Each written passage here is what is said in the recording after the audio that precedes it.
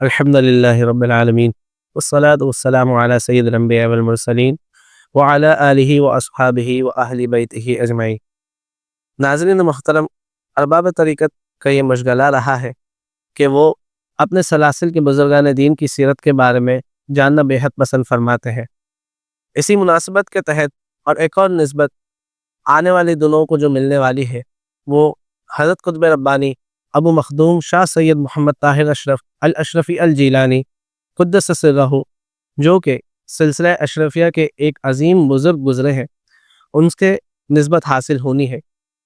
یہ وہ عظیم بزرگ ہے کہ جنہوں نے حضرت مخدوم سلطان سید اشرف جہانگیر سمدانی نور اللہ مرقدہ کے سلسلے کو بر صغیر پاک و ہند میں ایک عظیم انداز میں پھیلایا۔ اسی سلسلے میں آپ کی سیرت کا مطالعہ کرنا ہر کسی کے لیے ممکن نہ تھا۔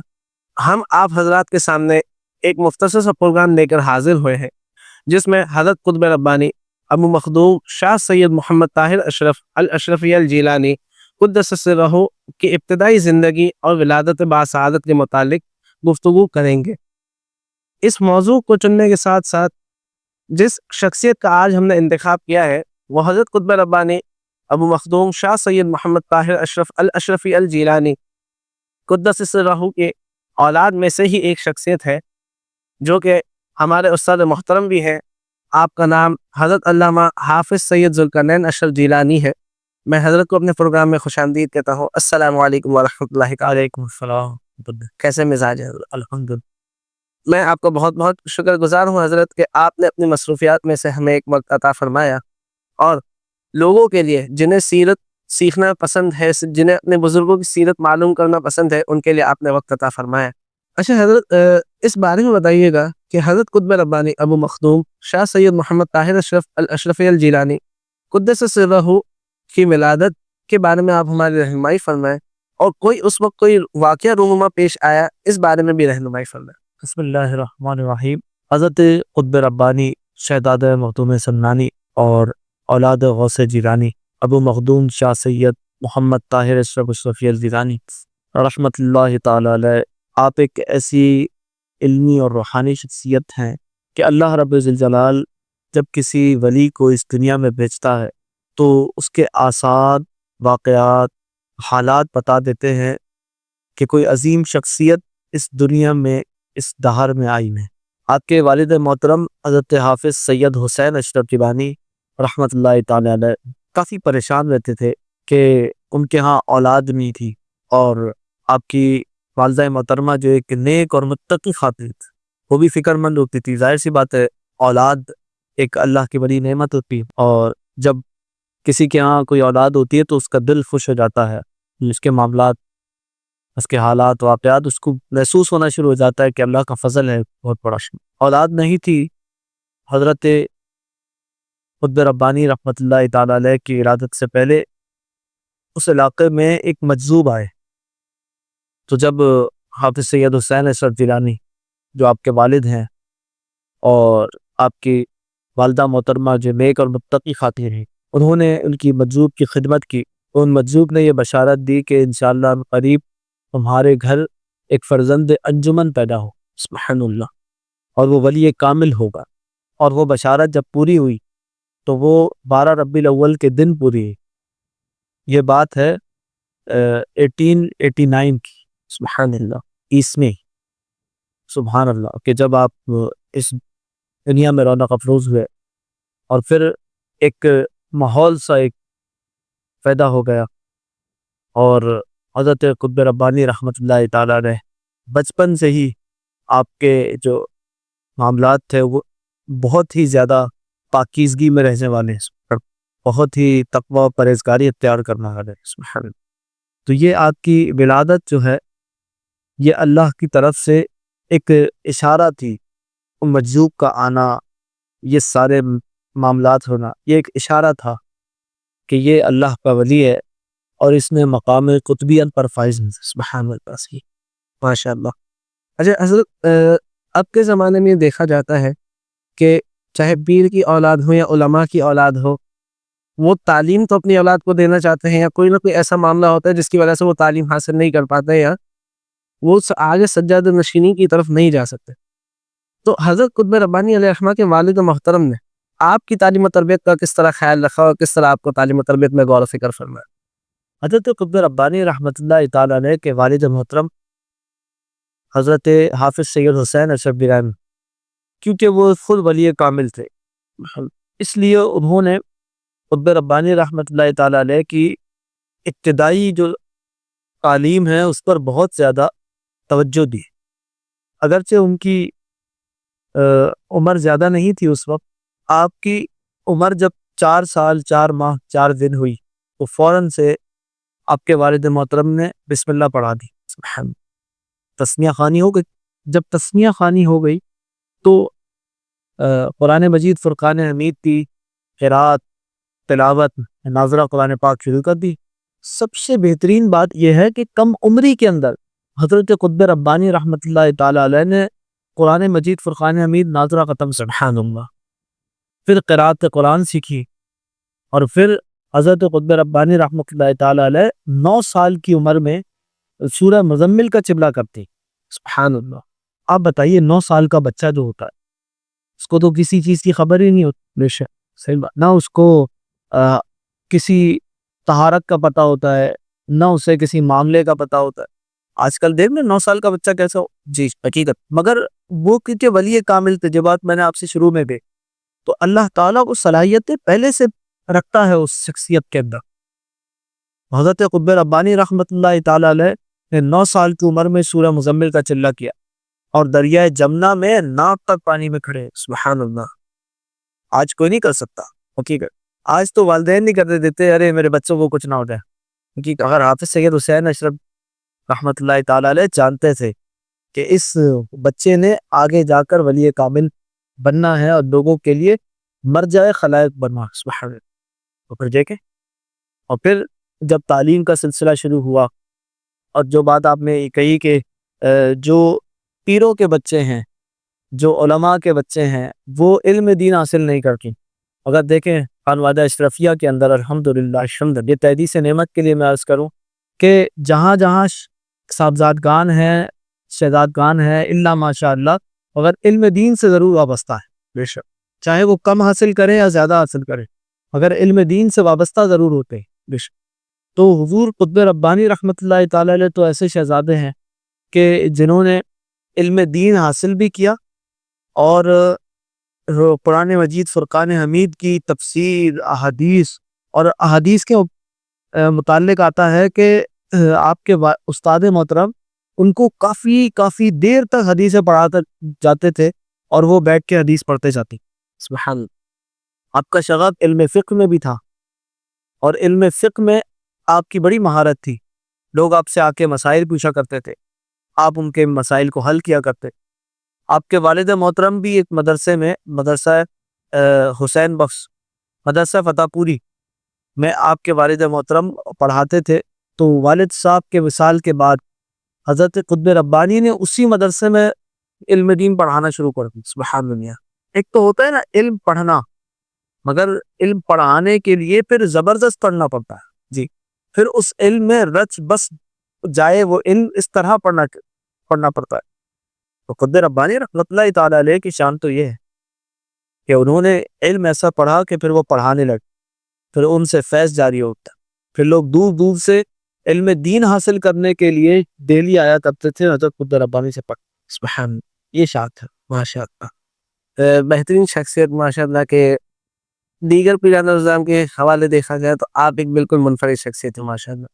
اچھا حضرت، بزرگان دین کا ہم اکثر سنتے آتے ہیں کہ ان کا مختلف ہی حلیہ مبارک ہوتا ہے، تو حضرت قطب ربانی علیہ الرحمہ کا حلیہ مبارک کیسا تھا؟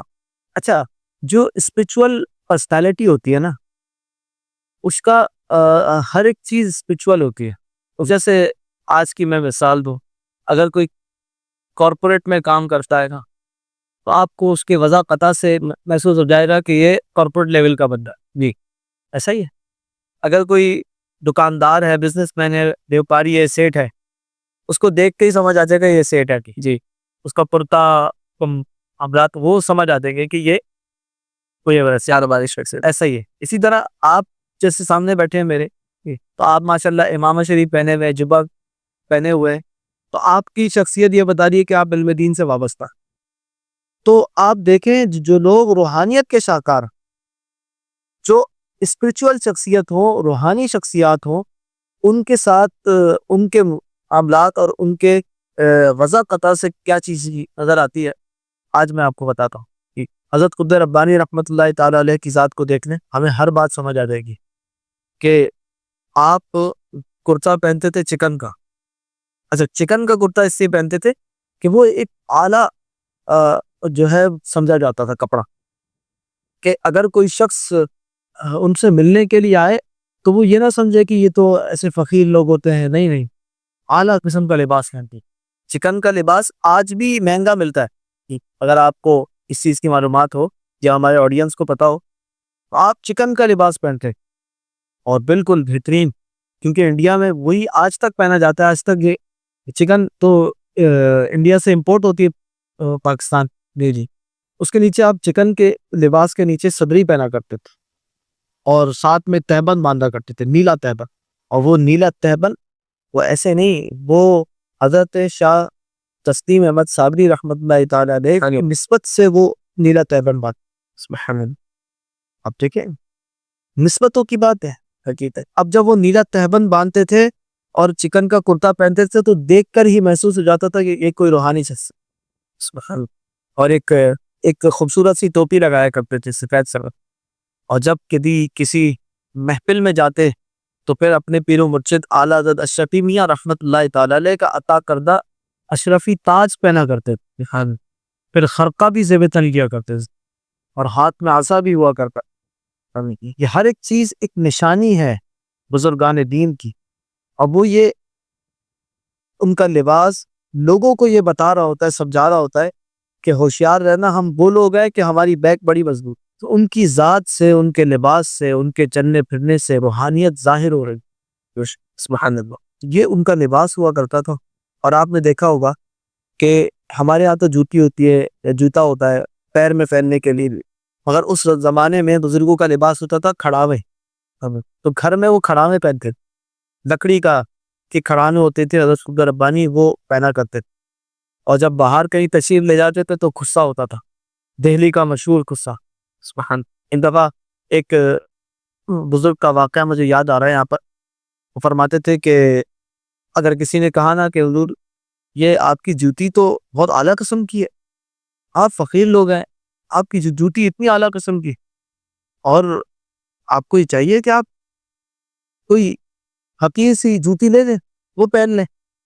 تو آپ فرماتے تھے نہیں، کہ ہم اعلیٰ قسم کی جوتی اس لیے پہنتے ہیں کہ جو دنیا دار ہیں ان کی نگاہیں ہماری جوتیوں پر کی رہیں. سبحان اللہ. وہ اوپر نہیں دیکھیں ہمیں، ان کی نگاہیں ہماری جوتیوں تک رہیں. اللہ. تو بزرگوں کا بڑا معاملہ ہوتا ہے. حضرت قطب ربانی کی شخصیت بھی اسی طرح تھا. اعلیٰ قسم کا لباس، اعلیٰ قسم کی جوتی، فسا اور تمام چیزیں ایسے پہنتے تھے کہ دنیا والے تو دیکھتے ہی رہ گئے. سبحان اللہ. حضرت کی ابتدائی تعلیم اور ولادت سے متعلق تو ہم نے جانا. حضرت جو ہے، آپ نے جیسے آپ تذکرہ کیا کہ آپ کے پیر و مرشد اعلیٰ حضرت شاہ علی حسن اشرفی میاں سے آپ بیعت ہیں، تو حضرت کی بیعت و خلافت کے بارے میں ذرا کچھ بتائیے کہ وہ کس طرح بیعت ہوئی، کیا معاملہ پیش آیا. اچھا، حضرت قطب ربانی کا تعلق سادات اشرفیہ شاخ دہلی سے ہے.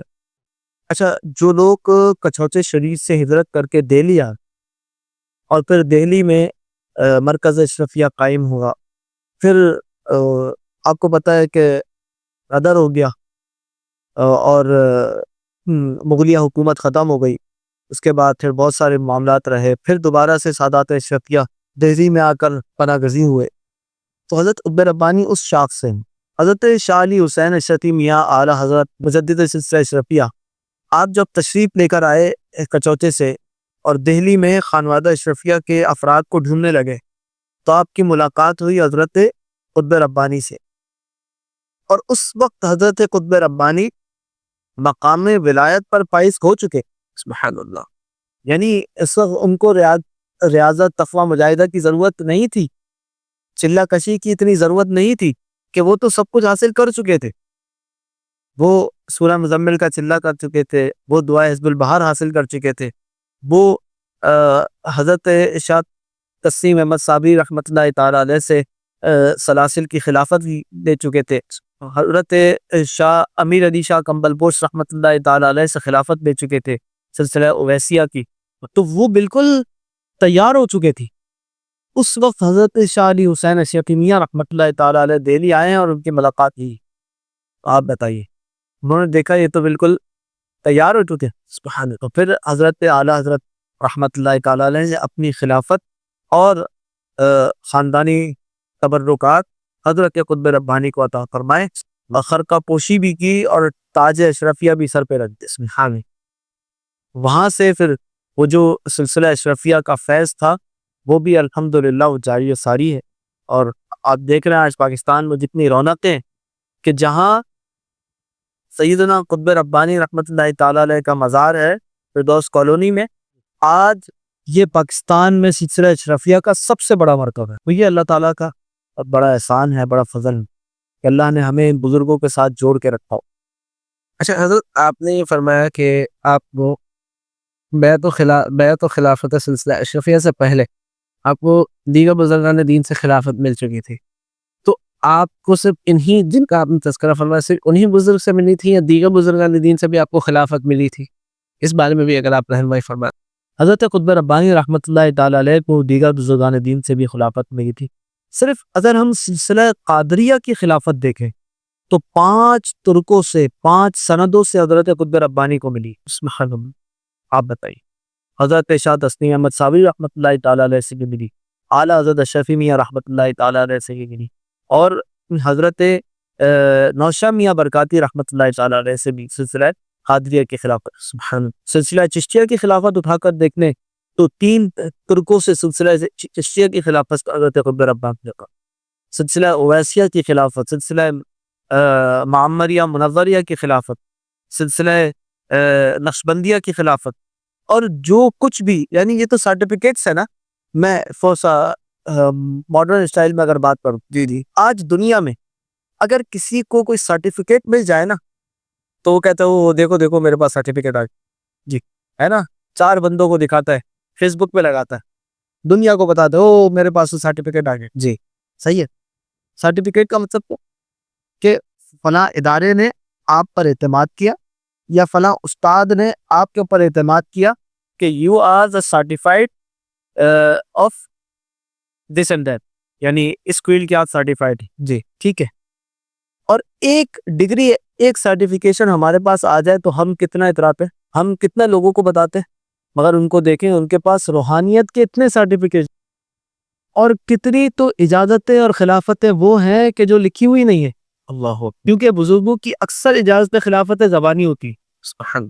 اس کا اندازہ صرف اس بات سے ہم کر سکتے ہیں کہ حضرت قطب ربانی رحمۃ اللہ تعالیٰ علیہ جب پاکستان تشریف لائے ہیں اور آپ تو فردوس کالونی میں آ کر آباد ہوئے ہیں اپنے لوگوں کے ساتھ, اپنے خاندانی افراد کے ساتھ, تو آپ کا یہاں موجود ہونا ہی لوگوں کے لیے اتنا برکت تھا کہ فوراً رش لگنا شروع ہو گئے. سبحان اللہ. لوگ آ کے تعویذ لینے لگے, لوگ آ کے جو ہے اپنے لیے دعا کروانے لگے, لوگ آپ کو محافل میں بلوانے لگے, لوگ آپ سے فیض حاصل کرنے لگے. یہ سب کیا ہے؟ یہ وہ اعتماد ہے بزرگوں کا, یہ بزرگان دین کا وہ فیض ہے. یہ سب کو پتا تھا کہ اس مرض قلندر سے جاری ہوگا اور آپ مکان قطبیت پر آیا ہوگا. سبحان اللہ, ماشاء اللہ. حضرت آپ کا بہت بہت شکریہ کہ آپ نے ہمیں اتنی معلومات سے آگاہ فرمایا. آپ حضرات کا بہت بہت شکریہ کہ آپ حضرات ہمارے ساتھ اس پروگرام میں جڑے رہے اور آپ نے اپنے آپ کو بھی مستفیض کیا اور ہمیں بھی یہ موقع فراہم کیا کہ ہم بھی آپ حضرات تک حضرت قطب ربانی قدس سرہ کی سیرت پہنچا سکے. السلام علیکم ورحمۃ اللہ تعالی وبرکاتہ.